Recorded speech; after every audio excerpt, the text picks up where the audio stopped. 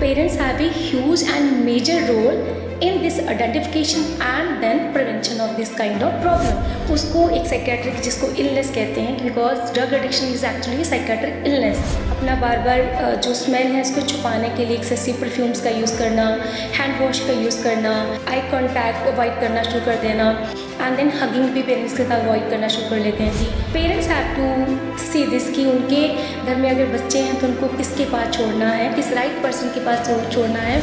कभी ड्रग की तरफ देखना भी नहीं है, और अगर कोई कहीं पे सेवन कर रहा है इन चीज़ों का तो आपको उसकी तरफ जाना भी नहीं है. This is the only solution of this problem. उसमें एपिलेप्टिक सीजर्स हो सकते हैं, अदर सीजर्स हो सकते हैं, उनका लिवर डिस्फंक्शन हो सकता है, sometime it can lead to death also.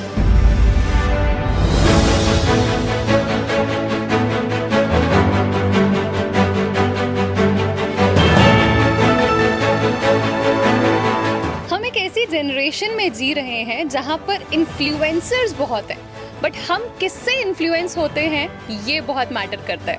हाय, नमस्कार, मेरा नाम है श्वेतमा और आज directorate of information and public relations के इस खूबसूरत से इनिशिएटिव इंस्पायर का ये अगला एपिसोड लेकर मैं हाजिर हूँ. और आज मेरे साथ है डॉक्टर रचना, जो कि असिस्टेंट प्रोफेसर हैं GCW गांधीनगर में और क्लिनिकल साइकोलॉजिस्ट भी हैं. Welcome to the show ma'am. Thank you ma'am, thank you so much. तो मैम, मैंने इन्फ्लुएंस होने की बात की और आप एक ऐसे डोमेन में हो जहाँ पर अब यंगस्टर्स से इंटरेक्ट करते हो and obviously teachers are the biggest influencers.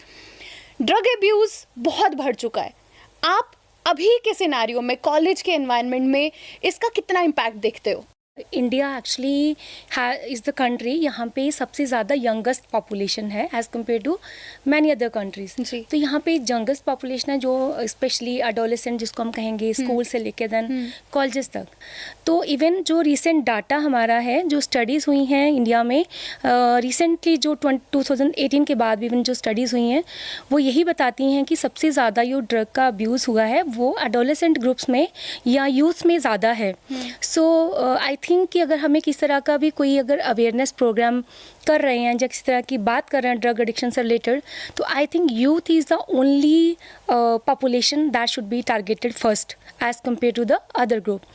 क्योंकि उस पर ज़्यादा क्योंकि यंगेस्ट पॉपुलेशन ज़्यादा है, एंड अगर हम अर्ली प्रिवेंशन के साथ उनमें नशे का सेवन रोक लेते हैं तो India will be A successful advance developed country होने में इसका काफ़ी अच्छा रोल रहेगा. तो मुझे लगता है कि जब भी हम नशे की बात करें तो हमें यूथ को ही लेके सबसे पहले उनको मोटिवेट करना है, उनका मोटिवेशन लेवल देखना है, उनमें ड्रग अब्यूज़ के जो अवेयरनेस प्रोग्राम्स हैं उन्हीं से शुरू करने हैं, ताकि वहीं से रोकेंगे तो आगे प्रॉब्लम कभी होगा ही नहीं. अगर जस्ट एक कंपैरेटिव एनालिसिस समझना चाहें, गर्ल्स में और बॉयज़ में इसका कंजम्पशन कितना है? I think they both consume drugs, girls as well as boys both have their consumption almost in the similar level. But I think males की reporting is more as compared to girls, and that is the reason कि males में ज़्यादा जो cases हैं वो ज़्यादा आ जाते हैं सामने, और maybe they have more exposure for going outside the home, और females का कम वैसा access रहता है, तो males के पास ज़्यादा resources रहते हैं, तो maybe इसलिए उनके लिए ईजी एक्सेसिबिलिटी है, ईजी विजिबिलिटी है, तो maybe boys are more prone to take drugs as compare to girls. Ma'am, addiction जो शब्द है, हम कब किसी इंडिविजुअल को ड्रग एडिक्ट की पैरामीटर्स में मापते हैं? ड्रग एडिक्शन क्या है एक्चुअली में, ये साइकेट्रिक डिसऑर्डर है ड्रग एडिक्शन जो है. सो हम कब किसी को कह सकते हैं कि ड्रग एडिक्शन उसको है या नहीं है, तो हम एक मैनुअल फॉलो करते हैं जिसका नाम है diagnostic and statistical manual of mental disorders, and उसका जो रिसेंट वर्जन है दैट इज DSM-5 TR. सो उसके अकॉर्डिंग उसमें देयर आर 10 टोटल क्राइटेरिया, जिसको हम पॉइंट्स कह सकते हैं. It's easily available on net also. उसमें 10 क्राइटेरियाज़ हैं, और उन 10 में से अगर कोई 2 क्राइटेरिया भी मीट कर लेता है तो उसको हम कह सकते हैं कि the person is suffering from drug addiction, the problem of drug addiction. So सबसे पहले तो वो एक प्रॉब्लमेटिक यूज़ करना शुरू करेगा ड्रग का, एंड उसके बाद अगर वो ड्रग जब शुरू करता है, हार्मफुल यूज़ शुरू करता है उस ड्रग का सेवन करना, और उसके 1 ईयर के 12 मंथ्स के अंदर अंदर उसमें ये वाले 2 सिम्टम कोई पाए जाते हैं, लाइक उसको फ्रिक्वेंट परसिस्टेंट क्रेविंग्स होना, बार बार मन करना ड्रग को लेने के लिए, फिर अपने आप को रोक नहीं पाना, मतलब कोशिश करना कि मैं ना लूँ, इतनी ज़्यादा क्वांटिटी में ना लेके मैं कम क्वांटिटी ले लूँ, या मैं बिल्कुल ना लूँ, मगर वो अपने आप को रोक नहीं पाते हैं। फिर उसके बाद उनको क्रेविंग होना, देन रोक नहीं पाना। उसके बाद अपनी जो रोज़ की ड्यूटीज़ हैं, चाहे वो घर की हैं, फैमिली है, उनकी जॉब है, या स्कूल में अगर एडोलसेंट हैं स्कूल में है, उन रूटीन्स को पूरा नहीं कर पाना।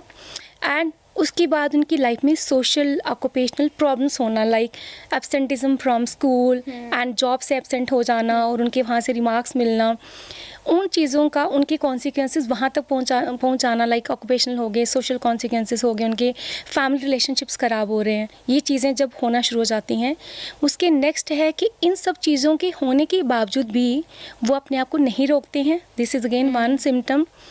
एंड कभी कभी तो फिज़िकल हज़ार्डियस कंडीशंस का पता है कि ड्रिंक एंड ड्राइव जो है हार्मफुल होगा, उसके बावजूद भी ड्रिंक एंड ड्राइव करना। एंड नेक्स्ट इज़ टॉलरेंस, कि जैसे जैसे वो सेवन करना शुरू करते हैं, अब उनको धीरे धीरे पहले जो एक छोटा अमाउंट उनको चाहिए होता है सेटिस्फैक्शन के लिए, धीरे धीरे उनका टॉलरेंस बढ़ जाता है, वो उनको हाई अमाउंट चाहिए वही इनिशियल प्रेशर लेने के लिए। तो ये टॉलरेंस भी उसका एक पॉइंट है। And then last is withdrawal symptoms, और फिर उनको विड्रॉवल सिम्टम्स का भी होना जब उनको नशा नहीं मिलता है, जब उनकी नीड्स पूरी नहीं होती हैं। And withdrawal symptoms can range from mild to severe. Mild जैसे उनका मूड का लो हो जाना, मूड अपसेट हो जाना, इरिटेशन होना, या किसी काम में रूटीन में मन नहीं लगना, से लेके उसमें एपिलेप्टिक सीजर्स हो सकते हैं, अदर सीजर्स हो सकते हैं, उनका लिवर डिस्फंक्शन हो सकता है, and sometime it can lead to death also. So इतने उनके इनमें से कुछ भी तरह के विड्रॉवल सिम्टम्स का होना, this is the list of 10 those categories criterias. इनमें से किसी को अगर 2 भी सिम्टम होते हैं with in the period of that 12 months, तो हम कह सकते हैं the person is suffering from substance abuse.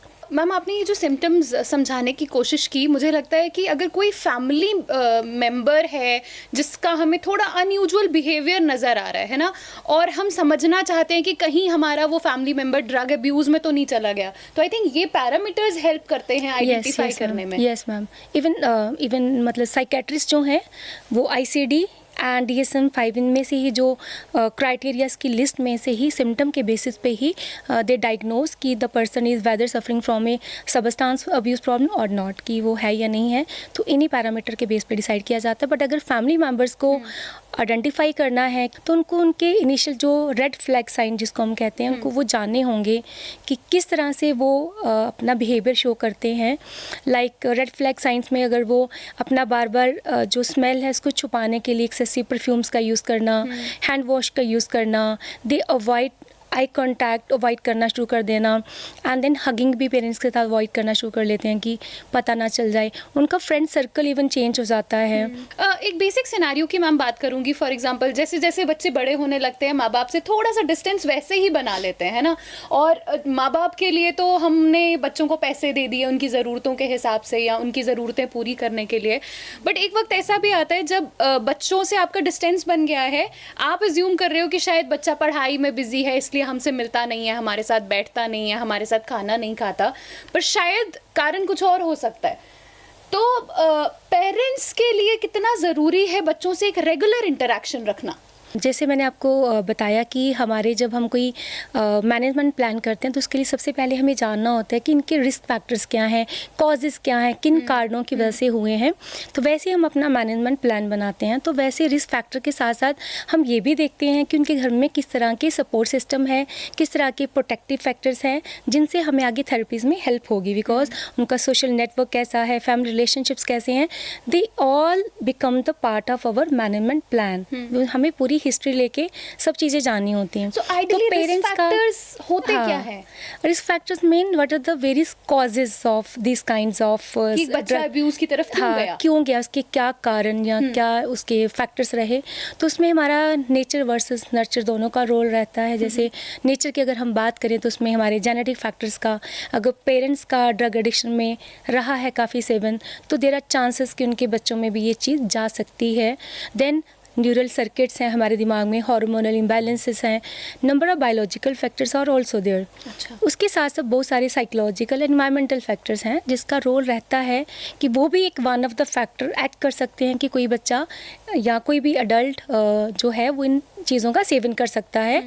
तो parents have a huge and major role in this identification and then prevention of this kind of problem, because parents को ही parents हैं और then school में टीचर्स हैं जो maximum time एक बच्चे के साथ स्पेंड करते हैं। देन पेरेंट्स घर में हैं तो वो उन्हें इनडायरेक्टली या डायरेक्टली उनके ऊपर चेक रख सकते हैं, उनके साथ कन्वर्सेशंस कर सकते हैं। थ्रू कन्वर्सेशंस भी तो उनको रेड फ्लैग साइंस का थोड़ा आइडिया होगा, वो कहाँ कितना टाइम स्पेंड कर रहे हैं, बाहर कितना जा रहे हैं, घर में आके रूम में हैं तो रूम हमेशा उनका ओपन हो, ये नहीं कि हमेशा वो लॉक करके बंद करके अपने स्टडी आवर्स में वो ये बोल के कि हम पढ़ रहे हैं। एंड बीच बीच में पेरेंट्स को ये सारा जो उनका चेक है उन पे नज़र रखना, बात करना, टाइम स्पेंड करना।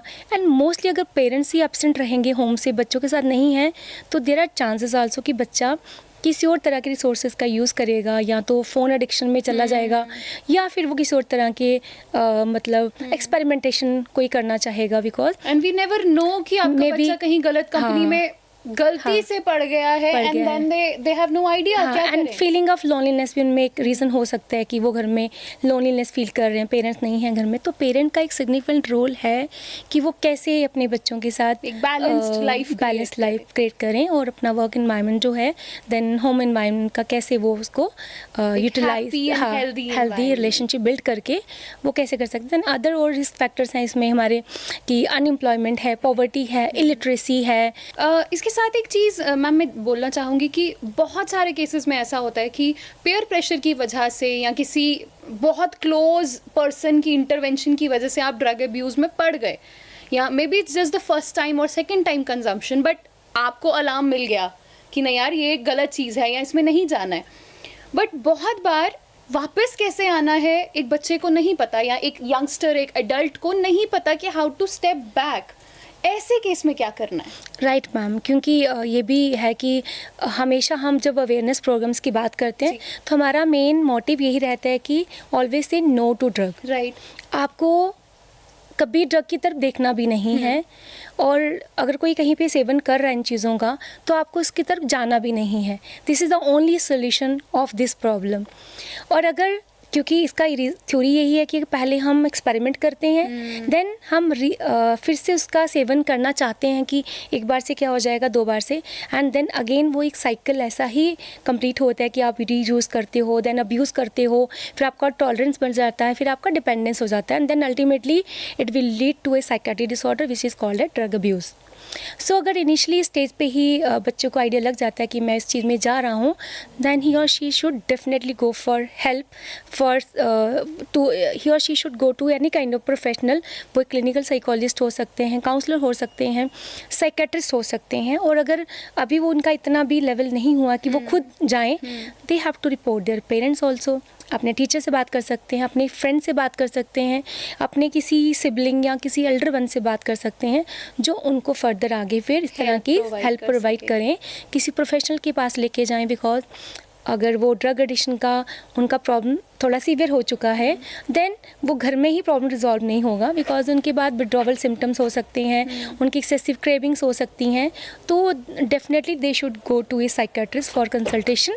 और तो हमें मेंटल हेल्थ इश्यूज के लिए डॉक्टर के पास जाना बहुत ज़्यादा ज़रूरी है, बिकॉज आपका हेल्थ की डेफिनेशन में भी यही कहते हैं कि complete state of physical, mental, spiritual wellbeing, है ना। तो आपका पूरा वेलबींग होगा तो आप हेल्दी कहे जाओगे according to World Health Organization. अभी सिर्फ ऐसा नहीं कि आप फिजिकली हेल्दी हो बट आप ड्रग अब्यूज़ कर रहे हो, आप अनहेल्दी हो बिल्कुल, तो आप कहोगे कि मैं हेल्दी हूँ, ऐसा नहीं है। सो ये डेफिनेशन, ये कंसेप्ट चेंज हो चुका है, तो लोगों को डेफिनेटली जाना चाहिए। और मुझे लगता है कि रिसेंट जो डाटा मैंने अभी जो पढ़ती हूँ ड्रग अब्यूज़ पे, तो जो हमारी गवर्नमेंट काम कर रही है इस पे, सप्लाई रिडक्शन पे, डिमांड रिडक्शन पे, एंड देन हार्म रिडक्शन पे, और इसके अलावा जो पेडलर्स का का वो सब का तो डाटा इंक्रीज हुआ ही है उनको पकड़ने में, है ना, तो वो सब में सीज करने में चीज़ों को। बट ये जो रिसेंट मैंने मेडिकल डाटा गैदर किया है, ये सब कहता है कि नंबर ऑफ़ केसेस इंक्रीज हुए। इसका मतलब families are much more aware हैं, वो अपने घर के बच्चों को ठीक करना चाहते हैं, इस प्रॉब्लम से निकालना चाहते हैं, और उनको पता है कि अल्टीमेट सोर्स कहाँ पे उनको ये चीज़ें हेल्प कहाँ से मिलेगी, तो वो इवन जा रहे हैं वो लोग। Absolutely great.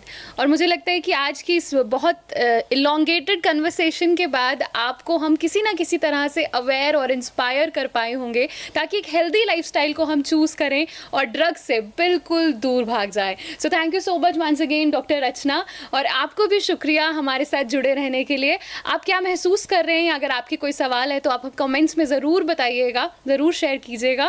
Thank you so much once again for watching this beautiful initiative inspire, an initiative by Directorate of Information and Public Relation. मेरा नाम है श्वेतिमा। Thank you.